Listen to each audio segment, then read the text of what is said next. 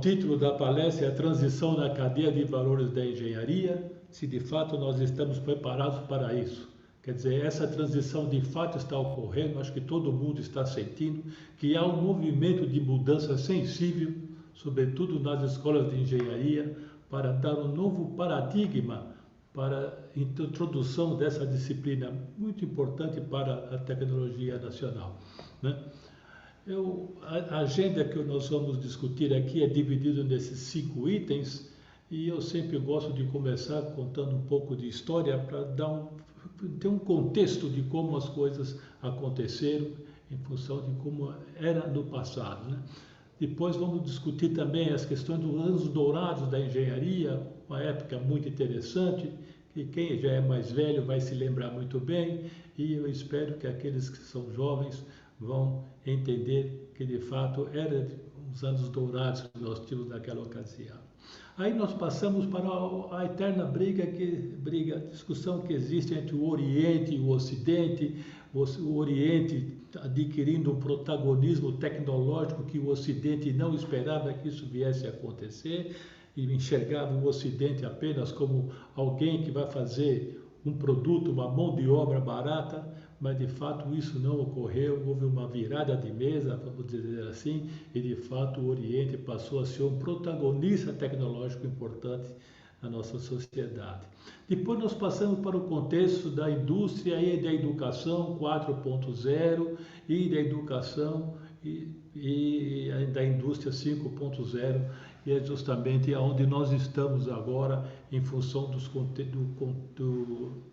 acontecimentos que nós temos no mundo inteiro, que nos levou a uma reflexão sobre a educação e engenharia de uma forma totalmente diferente, que está convergindo aí pela edição das novas diretrizes curriculares nacionais. Bom, essa história, uma delas que eu vou contar, ocorreu em 1974, eu me lembro muito bem dessa época, foi o ano em que eu me formei, em que o preço do barril do petróleo saiu de $10 para $50 de um dia para o outro, e de fato isso causou uma comoção mundial, todo mundo preocupado. Naquela época o sonho de qualquer jovem era ter um carro, e de fato ele tinha esse carro, de repente o custo da gasolina cresceu tanto, o que eu vou fazer com esse carro agora que não vou ter recursos para pagar a gasolina, que a gasolina era praticamente de graça naquela ocasião. Isso aí levou a um movimento muito grande no país de buscar uma alternativa para o petróleo, e o nosso país de fato respondeu a essa alternativa. O Brasil tem uma característica muito particular. Ela costuma responder aos desafios com inovações, né? Eu vou citar esse agora, que é o caso do Proálcool, mas nós tivemos outros desafios que nós respondemos com inovação, como foi o caso de Itaipu, que é a primeira usina hidrelétrica com transmissão e corrente contínua do mundo. Nós somos os primeiros. Nós somos os primeiros também a ter um metrô acionado por eletrônica de potência antes de Paris. Quer dizer, nós de fato somos arrojados, né, na busca de solução dos grandes desafios. Infelizmente a gente não consegue manter o ritmo e aí os demais países nos ultrapassam com facilidade. Mas enfim, essa questão do combustível levou um grupo de pesquisadores aí, a academia, sempre é importante a gente destacar a importância da academia nesse caso, que foi buscar uma solução, uma alternativa para o petróleo, né? Eu destaco aqui o papel do professor José Goldenberg, acho que todos conhecem. O professor Goldenberg, em 1974, constituiu um grupo para avaliar exatamente a utilização do etanol como substituto ao combustível no acionamento dos veículos automotores. O desafio era saber se de fato o etanol era algo que, para ser produzido, né, era vantajoso energeticamente. Isso é, a energia recuperada ser superior à energia necessária para produzi-lo. Foi isso que o professor Goldenberg e colaboradores fizeram, né? Ele analisou a mandioca, o sorgo e também a cana-de-açúcar. evidentemente identificou que a cana-de-açúcar era aquele que dava o maior rendimento energético na sua produção. E daí surgiu o Proálcool, um projeto nacional, um projeto de Estado, né, e que levou a um movimento tecnológico muito grande em nosso país, sobretudo na indústria automobilística, pois nossos pesquisadores tiveram que adaptar os motores dos nossos veículos para trabalhar com esse combustível. Então nós tínhamos carros a álcool e carros a gasolina separados. Depois de algum tempo surgiu o carro flex, já na década de 80, outra iniciativa da tecnologia nacional, né? Só o nosso país tem isso. E agora todos os carros são habilitados a trabalhar com gasolina ou etanol, independentemente da mistura. Quer dizer, uma vez eu assisti uma palestra do professor Brito Husser, do Instituto de Física da Unicamp, na época em que ele era presidente e diretor científico da FAPESP, no qual ele afirmava, foi muito interessante essa palestra, que se amanhã, por alguma razão, desaparecer a gasolina do mundo, o brasileiro será o único a andar de carro. Os outros demais países, ninguém vai ter condições de andar de carro, porque nós temos o carro flex movido a etanol. Quer dizer, são coisas que o Brasil faz e coisas que, de fato, é fruto da cooperação da indústria com a academia. Esse foi um evento que teve em novembro de 2016, comemorando os 40 anos dessa tecnologia. Quer dizer, foi algo muito importante, essa questão do biocombustível, que atualmente está se mostrando como a solução para o nosso país, né? Muito particular, é incrível como o biocombustível tem uma contribuição importante no nosso desenvolvimento. Mas também a engenharia se movimenta com desastres. Nós temos aqui, eu destaquei alguns. Primeiro, em Londres, em 1952, a questão do nevoeiro de Londres nesse ano, que morreram 12 mil pessoas. Vejam, 12 mil pessoas por conta dessa poluição em Londres, devido à utilização de carvão para indústria e aquecimento direto, e de fato foi um desastre ambiental muito grave naquele país. Os grandes desastres são de natureza ambientais. Depois tem Mile Island, que exigiu a retirada de 150 mil pessoas de uma região por conta desse acidente nessa usina nuclear. A meu ver, o pior de todos foi esse de Bhopal, na Índia, no qual matou 2 mil pessoas de imediato. E, segundo estimativas, mais de 60 mil mortos ocorreram após alguns meses desse desastre ocorrido. Quer dizer, tudo isso levou a engenharia a começar a tomar consciência dos aspectos ambientais de seus projetos. Então, começou aí, a meu ver, uma transição na engenharia para começar a se preocupar com o meio ambiente e começar a respeitar as reações da natureza e não simplesmente pensar em mudar o mundo, né? Porque nós, engenheiros, queremos mudar o mundo. Certo? Todo instante estamos mudando o mundo e essas mudanças nunca acabam, mas nós precisamos fazer isso com consciência. E tudo isso começou nessa época, né? Surgiram as organizações ambientais. Dentre elas, destaquei duas, o Greenpeace e o WWF. Duas organizações que quando foram surgidas, elas eram arrojadas, enfrentavam baleeiros no mundo, invadiam coisas, era algo terrível. Não eram considerados baderneiros dessa época, né? Isso. No entanto, agora o que acontece? A situação se inverteu completamente. Essas organizações são parceiras daqueles inimigos, elas são parceiras da indústria. Não existe indústria que não tenha preocupação com o meio ambiente, que não busque parceria com essas indústrias ou não atendem aos seus conceitos para os seus desenvolvimentos. Quer dizer, essas organizações foram importantíssimas, continuam sendo agora, mas como parceiras no desenvolvimento tecnológico. Agora vamos mudar um pouco de cenário e falar um pouco da engenharia. Eu coloquei uma imagem aí, que é uma imagem da nossa escola no começo do século, né? Que eu chamei de anos dourados. Era uma época em que a escola, os cursos de engenharia eram centrados em disciplinas práticas. Os estudantes ficavam muito focados em mão na massa. Se você vê imagens dessa época, tem estudantes com macacões, com aventais, mexendo em alguma coisa, e evidentemente tem alguma aula, mas o foco maior era justamente a prática. Quer dizer, eram os anos dourados da engenharia, em que o engenheiro era um artesão e não era considerado assim um cientista de engenharia, né? Agora, esse equilíbrio de prática e teoria, nessa época aí a prática dominava, isso mudou com o tempo. Eu elaborei esse gráfico aqui para que a gente possa ter uma ideia do que ocorreu nesse equilíbrio entre teoria e prática nos cursos de engenharia.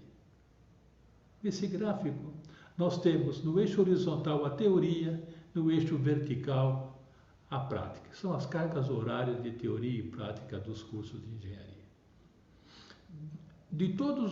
Desde o início dos tempos até 1950, a engenharia era essencialmente prática, como eu mostrei naquela figura anterior.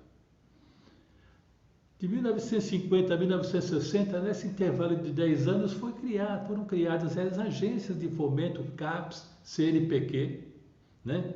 Um pouco depois a FAPESP, aqui em São Paulo, e a CAPES CNPq já começou a enviar estudantes para fazer os PhDs fora do Brasil. E em 1960, nessa década, né, de 1960, começaram a retornar ao Brasil os primeiros PhDs que a CAPES e CNPq haviam enviados para o exterior. Bom, evidentemente, eles foram imediatamente absorvidos pela academia, que de fato tinha falta de profissionais competentes para a sua continuidade. Foram absorvidos pela academia e começaram a introduzir na academia do Brasil, aqui na Escola de Engenharia, o conceito da ciência de engenharia, ou seja, no qual a importância da teoria é fundamental, né? Como deve ser. E, evidentemente, isso começou a diminuir, vamos dizer assim, a importância da prática, né? Até a carga horária da parte prática com relação à parte teórica, em 1960 para frente. Em 1970, esse movimento continuou, né? Chegando gente, e essas pessoas que chegaram formaram seus discípulos, que também têm o mesmo perfil, e em 1970, a meu ver, foi o ponto de equilíbrio adequado no qual nós tínhamos um contingente bom de profissionais vindos do exterior com uma formação teórica pesada e também estavam convivendo com os professores mais velhos, né, que têm um foco mais na parte prática das engenharias. Esse equilíbrio coincidiu justamente com o milagre econômico do Brasil, né? De 1970 foi toda essa trajetória e em 80 começaram a aparecer as primeiras sinais de que o Oriente estava começando a ser protagonista no desenvolvimento tecnológico mundial, né? Foram os chamados tigres asiáticos, né? Mas eles foram criados mais em função do Ocidente, que acharam conveniente transferir a mão de obra para os chineses, os coreanos, enfim, para os países asiáticos, ao invés de ter indústrias no seu país, né? Pensando, bom, nós fazemos todo o projeto e compramos e vendemos, mas a produção fica lá, a poluição fica lá. Era esse o raciocínio da época. O Brasil, inclusive, por pouco, não foi um tigre asiático, por pouco. Mostra-se que na história econômica nós somos até consultados a sediar indústrias, mas a coisa não andou para frente. Questão política, nós perdemos isso e, de fato, toda a produção mundial, praticamente, de bens de consumo foi para o Oriente. No entanto, eles aprenderam com isso. Eles passaram não só a construir os computadores que foram projetados lá, eles estudaram esses computadores, aprenderam a fazê-los e depois falaram, agora vamos fazer o nosso, não temos mais tempo de fazer o de vocês. Foi isso que aconteceu e esses países começaram a adquirir um conhecimento importante, mandaram muita gente para fora para formar uma massa crítica que levou esses países a ter uma tecnologia arrojada nos dias de hoje, como já sabemos. Muito bem, então na década de 80 até a década de 90 começou a incomodar os países ocidentais a presença dos tigres asiáticos, né? Eles começaram a se movimentar. E em 1990, particularmente, o protagonismo oriental levou ao pânico, né? Nos Estados Unidos, em particular, porque eles perceberam que os Estados Unidos estavam começando a ficar em segundo lugar no desenvolvimento tecnológico, justamente promovido pela China.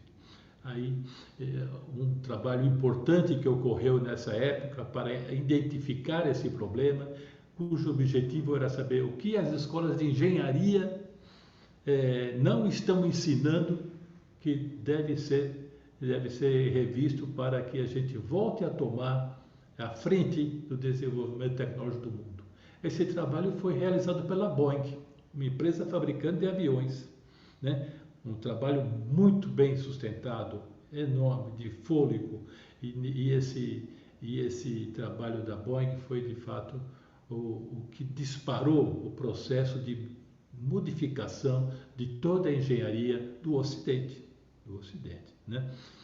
E uma das coisas, um dos reflexos desse trabalho da Boeing, que eu vou voltar a discutir mais tarde ainda, é que aquela tendência de forçar, sempre ter uma teoria pesada em detrimento da prática se inverte. Nós voltaram agora a entender que a importância que a prática tem nos cursos de engenharia com a questão da mão na massa. Da mão na massa. Essa é que é a realidade. No fundo, é Paulo Freire, né? É Paulo Freire dessa educação. Então, a prática passou a ter importância e começou a voltar já nos anos 2000, né? A aumentar a carga horária da parte prática e não aumentar a parte prática correspondente à teoria. O que isso levou a acontecer é que essa parte prática, muito diferente daquela parte prática que nós tínhamos até a década de 90. A parte prática do curso de engenharia do passado, eventualmente algumas escolas nossas, a minha inclusive, ainda segue, é a parte prática dos laboratórios no qual o aluno recebe um roteiro, segue aquele roteiro, tem item A, item B, item C, aquele roteiro é rígido, termina todo o roteiro, vai lá, faz um relatório e vai embora. A parte prática agora não é mais feita assim. A parte prática agora ela é aproveitada para que o aluno pratique sua criatividade, e seja inovador, né, na ação das engenharias. Então ele tem que ter iniciativa, ele tem que fazer experiências que não estão no roteiro. Ele tem que descobrir coisas, quer dizer, essa parte prática que mudou completamente. Surgiram aí, de fato, todo mundo vê esse movimento desses laboratórios makers, no qual os alunos têm que fazer um trabalho lá, sob orientação, mas não tem nada a ver com um roteiro pré-estabelecido. Ele tem que fazer alguma coisa, criar alguma coisa, e daí ele fica, de fato, com um espírito inovador muito forte, né? E, além de tudo, né, não ser algo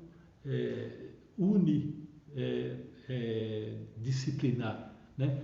Tem várias disciplinas envolvidas e também até fazer trabalhos que, além de tudo, impactem a sociedade, né? além de ser interdisciplinar, ele também tem que ser transdisciplinar, quer dizer, esse trabalho tem que de fato impactar a sociedade. Isso eram coisas que no passado a gente não se envolvia, né? Essa questão do Oriente aqui, por que aconteceu aquilo, né?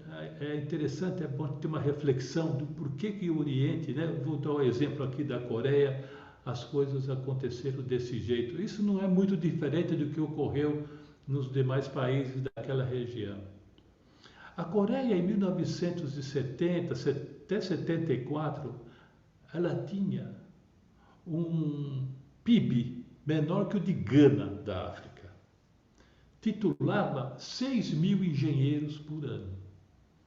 Aí, o Brasil era muito mais, tinha uma economia muito mais forte que a Coreia nessa ocasião, né?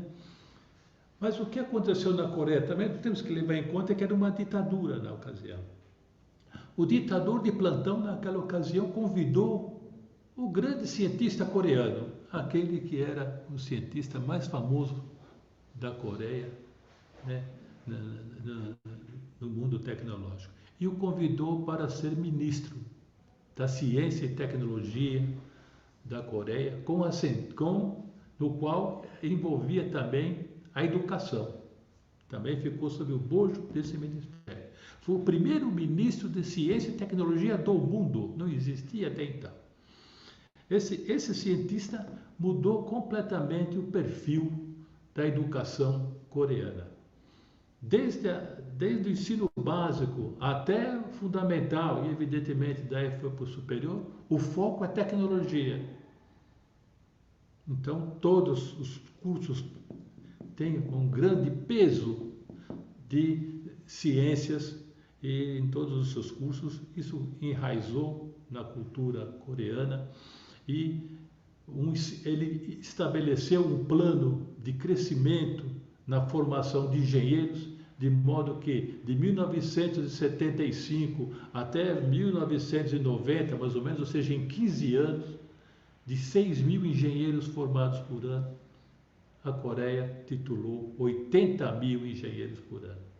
Está atualmente em torno de 100.000 engenheiros por ano a formação da Coreia, que é um país que é menor que o estado de São Paulo, de modo que é uma coisa que parece que é um paradigma que eles quebraram, que a gente não consegue entender. Quer dizer, numa época em que a economia estava fraca, muito fraca, incentivaram a produção, a formação de estudantes de engenharia, que é justamente o que ocorre ao inverso no Brasil. Quando a economia está baixa, os engenheiros não se formam engenheiro, o pessoal foge da profissão, não se valoriza a profissão numa época de baixa economia, quando o que eles fizeram foi justamente o contrário, de modo que ela conseguiu dominar a tecnologia naquela região, com os acordos que fizeram com todas aquelas famílias, Samsung, Daewoo, enfim, essa que a gente conhece aí, Hyundai. Chegou um país com desenvolvimento muito grande, ou seja, é um país que é assim por conta da engenharia. Então é algo que nós temos que ter consciência disso, que a engenharia de fato pode ser a solução para esse país, como foi para a Coreia, como foi para outros países do Oriente, né? E no contexto, isso já começamos a chegar aí nos anos 1990, que esse conceito da indústria 4.0, a educação 4.0, começou a ser discutida na Alemanha. Era uma demanda da indústria lá na Alemanha, que com o desenvolvimento eles identificaram que o mercado identificou que os alunos não estavam chegando às suas empresas com as competências necessárias para um bom desenvolvimento. Então, porque a manufatura começou a ser impulsionada pela TI, né? As forças de trabalho se transformou completamente, que começaram a aparecer os robôs, e de fato a demanda da indústria, a transformação digital, isso aí tudo levou ao mercado exigir novos atributos do engenheiro, que não apenas atributos de natureza tecnológica, que são importantes, mas além dessas, eles precisam ter outros atributos que de fato levem eles a ser um engenheiro completo, que permita que ele tenha ideias e que essas ideias sejam, que eles consigam expô-las, consigam apresentá-las de uma forma atrativa, de modo a convencer os pais que aquela ideia é importante, coisa que não se preocupava não nos preocupávamos em fazer no passado, né? No passado, eu me recordo muito bem que eu me formei, fui trabalhar numa empresa, me colocaram num canto, me deram aquela mesa, você faz o projeto aí, fica quieto, e depois que acabar esse projeto, você manda para o pessoal do desenho que detalha tudo isso, vai para a indústria. Ficava um trabalho isolado e o engenheiro, de fato, não tinha nem com quem se comunicar. Ele tinha que ficar naquele canto e o pessoal não mexe com ele, ele está lá estudando, deixa ele terminar. Isso mudou completamente, justamente no aparecimento da TI, que na década de 80 apareceram as primeiras estações de trabalho de alto desempenho e permitiu o aparecimento de simuladores, que de fato mudou completamente o conceito dos projetos de engenharia no passado, né? Me recordo que tinha a questão foi a transição em que acabou a engenharia sequencial para a engenharia simultânea. A engenharia sequencial é aquela que eu comentei, faz o projeto, depois faz o desenho, depois faz o protótipo, depois vai fazer a produção, enfim, aquela sequência. Agora, a engenharia simultânea, já nessa época, tudo era feito simultaneamente com a ajuda de simuladores e o aparecimento da TI. E sobretudo essa questão de redes de comunicação e computadores que surgiu na época, começou a mudar a engenharia aí, através desse conceito da engenharia simultânea, né? E, evidentemente, essas técnicas começaram a ser introduzidas na educação, né? Então, na educação 4.0, começou a ser, foi impactada justamente pela exigência das indústria 4.0, que exigiu aí novas competências, e essas competências são justamente essas que estão aqui, quer dizer, algumas delas são essas aqui. Essa é uma imagem que eu extraí do relatório, do artigo que faz um resumo desse relatório da Boeing, está aí nesse site indicado ao final, no qual a Boeing listou aí os atributos desejados para um engenheiro, né?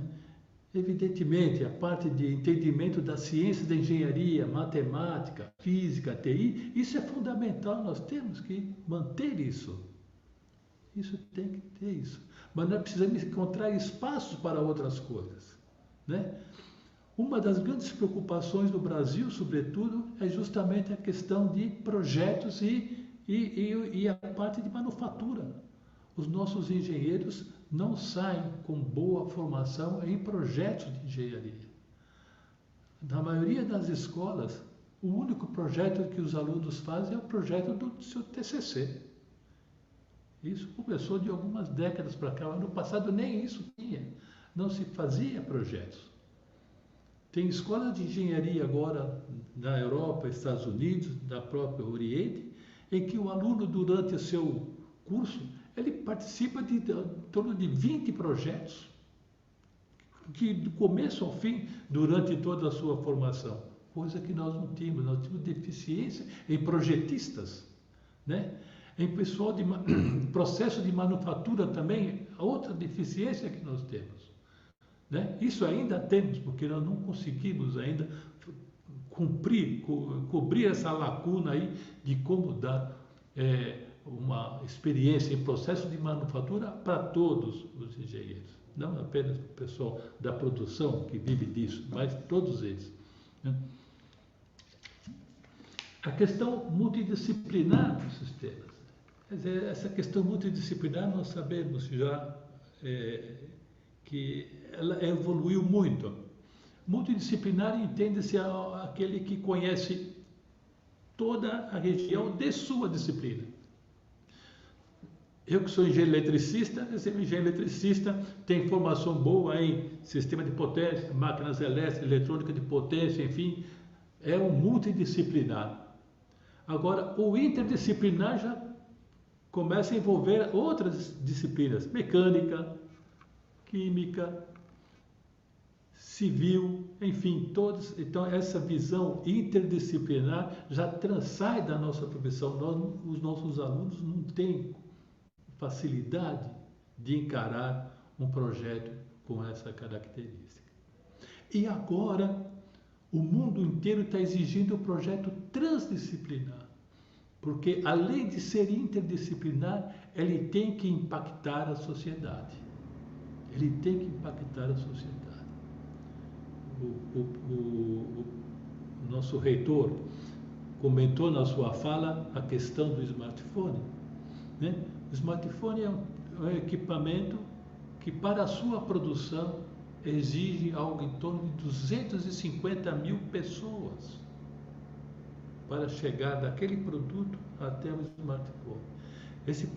Isso, 250 mil pessoas é tudo que vem, tudo que tem nesse smartphone ou veio de uma mina, ou veio de um poço de petróleo, ou veio de uma floresta. Passou por todo um processo até chegar no smartphone que chegou nas nossas mãos e nos traz felicidades com isso, né? Uma facilidade de ter o smartphone que de fato nos deixa felizes, né? Os engenheiros se preocupavam apenas com a produção daquele smartphone, esquecia qual era a preocupação, o que está por trás disso. No entanto, agora nós temos que nos preocupar com as pessoas, inclusive, que passaram, que afetaram essa produção. Veja, por exemplo, o lítio, que é a base para a bateria de lítio. A extração do minério de lítio é feita em condições não humanas, desumanas, na Bolívia, também na África. Na Bolívia, as pessoas extraem o minério de lítio sem equipamentos de proteção individual. O tântalo no Congo, o minério é extraído por crianças, trabalho infantil, escravizado. Quer dizer, nós não nos preocupamos com isso. Quer dizer, até comentei uma ocasião, nós somos os agentes da felicidade como engenheiro ou de fato somos um instrumento da escravidão? Quer dizer, para que a gente consiga fazer algo bonito, nós temos que escravizar os nossos irmãos de outros países. Quer dizer, essa passou a ser a meta da engenharia. Não é simplesmente ter um produto. Nós precisamos impactar na sociedade e, de fato, tomar ações para que coisas desse tipo não ocorram. Quer dizer, então, é bem nesse sentido que essa questão das ciências humanas deve impactar a engenharia para que se possa, né, identificar situações em que talvez mudar um projeto, ou se não, por que não fazer uma fábrica de produção de bateria na Bolívia e dar condições de trabalho adequadas para aquele povo que está lá, né? Então, essa é algo que nessa lista da Boeing aparecia, né? Eu expandi um pouco mais, colocando essa questão da transdisciplinaridade, porque é o que se faz hoje. O contexto da engenharia também, quer dizer, a economia, a história, o meio ambiente e as necessidades dos nossos consumidores, isso também é necessário formar nossos engenheiros para que eles tenham uma visão dessas coisas. A economia, já até discutimos isso nos cursos de engenharia, mas a história, o meio ambiente, as questões da sociedade é algo típico das ciências humanas, né? A comunicação, não resta dúvida, a comunicação é fundamental, porque não adianta você ter uma boa ideia se você não sabe se comunicar, se não sabe se expressar, não consegue convencer seus pares de que aquilo é importante. Isso é fundamental. Questão ética, isso aí é importante. Aqui no Brasil, isso tem evoluído muito, né? Evoluiu muito depois de Lava Jatos e outros problemas aí. Agora, as grandes empresas têm compliance, a gente vê que nós estamos evoluindo, temos muito caminho a andar, mas melhorou bastante, né? E pensar, ter raciocínio crítico, né? É isso aí. Raciocínio crítico, quer dizer, aquele que não aceita simplesmente aquela ordem que foi dada. Quer dizer, a cadeia de comando das empresas mudou muito, né? Antigamente nós tínhamos presidente, diretor, gerente, chefe, departamento e assim vai, aquela cadeia enorme. Um esperava que o outro, a ordem do de cima, né? Isso acabou. Nós temos lá o presidente, o CEO e temos as equipes que vão trabalhar fazendo cada uma delas uma parte do projeto e tudo isso tem que ser harmônico e tem lá uma equipe para fazer a integração de tudo isso. Essa habilidade, esse tipo de trabalho é completamente diferente daquele do passado. Quando eu me formei, a coisa mais tranquila que existia, que te dava segurança, era você obedecer ordens. Se obedecer ordens, estava garantido o seu emprego para sempre. Né? Recebia uma ordem, realizava, não questionava. Agora já não é mais assim. O líder de uma equipe, ele não manda mais os seus liderados fazer alguma coisa. Ele pergunta aos seus liderados o que eles têm que fazer para que a equipe tenha melhor desempenho. Quer dizer, isso exige um raciocínio crítico, uma forma de trabalho diferente. Ele tem que ser flexível. Ele tem que ter inteligência emocional. Quer dizer, aí vai de novo a questão das ciências humanas na engenharia, né? E o trabalho em equipe, evidentemente, né? Atualmente agora é a diversidade. Diversidade, uma equipe diversa, né? Com vários gêneros completamente diferentes, quer dizer, não ter a equipe única, né? Com predominância avançada, né? Da supremacia branca. Bom, um retrospecto da educação até agora é conveniente que a gente faça porque já estamos caminhando já para a parte final da nossa apresentação. A educação 1.0, aquela do século XX, foi aquela em que eu fui formado, então eu conheço bem isso, né? Centrada no professor, o professor era de fato aquele que ficava lá na frente, era um monarca, todo o conhecimento saía dele, ele dava a sua aula, preenchia uma lousa, nós anotávamos e estudávamos, éramos passivos nesse processo, né? E tecnologia aplicada, aí as máquinas, papel, imprensa, não tinha nada demais, né? Era passiva, o ensino é mais memorização, né? Embora isso ainda continue ocorrendo, né? Veja, por exemplo, cursos de cálculo, né? Em que se faz lá, ensina-se, por exemplo, equação diferencial de primeira ordem, dá-se uma teoria de uma pagininha e depois uma lista com 20 a 50 exercícios para resolver equações diferenciais sem mostrar de onde elas vieram. Então, você treina, se memoriza como resolver aquelas equações diferenciais, né? Não se sabe de onde vieram aquelas equações diferenciais, simplesmente resolver, né? E é tradicional, quer dizer, o conhecimento era do professor para o aluno e acabou, né? E livros didáticos, né? Naquela época a dificuldade maior é que os livros didáticos ainda eram importados, então havia necessidade de se copiar mesmo e fazer aquela coisa toda. Avançamos para a educação 5.0 já no final do século XX, continuava ainda centrada no professor, mas já aplicando um pouco mais de tecnologia, né? Tá certo? Então, teledifunção, calculadoras e computadores, né? A internet apareceu nessa época e já começou a aparecer colaborações de TI e máquinas de ensino automatizada, né? A automação começou a aparecer nesse processo. A educação 3.0 já é 2010, já apareceu a transição da educação centrada no professor para a centrada no aluno, impulsionada por internet, materiais online, aprendimento híbrido e assim por diante. E passou a ser produtora de conhecimento, né? Essa a educação 3.0 começou a se aproximar dessa tendência que nós estamos hoje aqui e que avançou com o desenvolvimento da tecnologia de informação, sobretudo, né?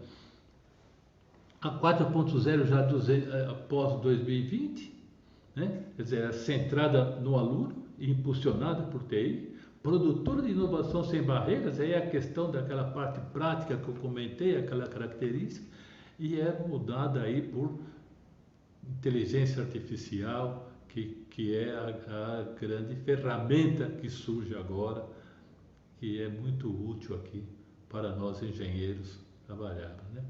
E o uso da aprendizagem híbrida começou a aparecer antes até de pandemia, já apareceu a aprendizagem híbrida, alguma coisa já por internet e assim por diante, que se popularizou com a pandemia aí em 2020, né? No contexto de 5.0, a situação um novo parâmetro, um novo indicador foi inserido nisso, né? O professor Tom Zé até citou isso na sua apresentação, que é justamente a questão da Agenda 2030 da ONU, que é atender às metas dos Objetivos do Desenvolvimento Sustentável. Vocês não acreditam, é incrível como poucas escolas discutem esse tema dos Objetivos do Desenvolvimento Sustentável, né? Esses 17 objetivos, quase 80% deles, a engenharia vai ter que atuar para que as metas sejam atingidas. No caso da educação de qualidade, sobretudo. Então, no contexto da educação 5.0, nós temos exatamente aquela plenitude da educação 4.0, né? Agregado aos objetivos do desenvolvimento sustentável, que nós vamos aí entrar naquilo que nós chamamos aí do contexto 5.0 da educação, né? Nós vemos aí toda essa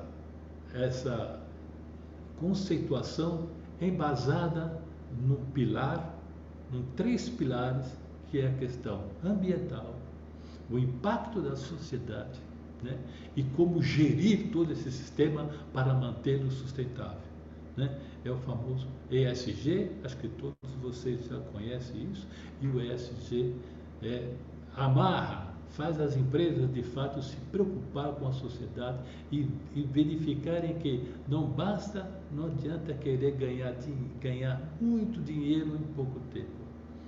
O ESG é muito criticado porque fala que o gasto é muito grande, os investimentos são pesados, mas é a sobrevivência das empresas. As empresas atualmente que não têm programa que contemple isso, de fato, está fadada aí à extinção, né? Existe muito maquiagem em torno do ESG. Às vezes se preocupam com a questão ambiental e, de fato, deixa a questão social aqui, faz uma vista grossa sobre isso, mas, de fato, o ESG são 3 pilares que precisam atuar conjuntamente. Não adianta pensar nisso em separá-los, só o ambiental, só o social, só a governança. Isso, de fato, tem que ser integrado numa formação adequada para que, de fato, a sociedade tenha real benefício sobre isso. Então, o ESG é uma ferramenta importante que vai ser inserida, que será inserida, e as novas DCLs contemplam isso, tá? Contemplam isso na educação e engenharia atual, né? Nós, no passado, nós éramos considerados, fazendo uma retrospectiva do passado, né? Nós éramos uns canibais. Nós fazíamos as coisas sem se preocupar com o que tinha acontecido anteriormente e nem com o que acontecer no futuro. Pega o smartphone, o que aconteceu para chegar até o smartphone e o que vai acontecer com esse smartphone quando ele morrer ou quando ele ressuscitar, eventualmente. Isso tem esforço para se fazer isso. Não se preocupava com isso. Agora nós temos que, de fato, nos preocupar com isso. Nós éramos um canibais naquela época, mas eu ainda acho que nós continuamos a ser canibais. Só que a única diferença é que nós somos canibais com garfo e faca. Nós precisamos, de fato, evoluir um pouco mais para que a gente consiga sair desse dilema em que as mudanças climáticas estão aparecendo, muita gente não está acreditando, né? O caso de não acreditar na ciência é incrível. A gente vê muita gente ainda acreditando que a Terra é plana. Meu Deus do céu, nós precisamos de fato tomar uma atitude. Eu acho que essa questão, para nós, como engenheiros, como formadores de estudantes nessa área, a presença das ciências humanas é vital. E eu quero agradecer então esse convite, né? E parabenizar toda a organização, porque esse evento, a meu ver, é um passo que se dá nessa direção. Então, muito obrigado, pessoal.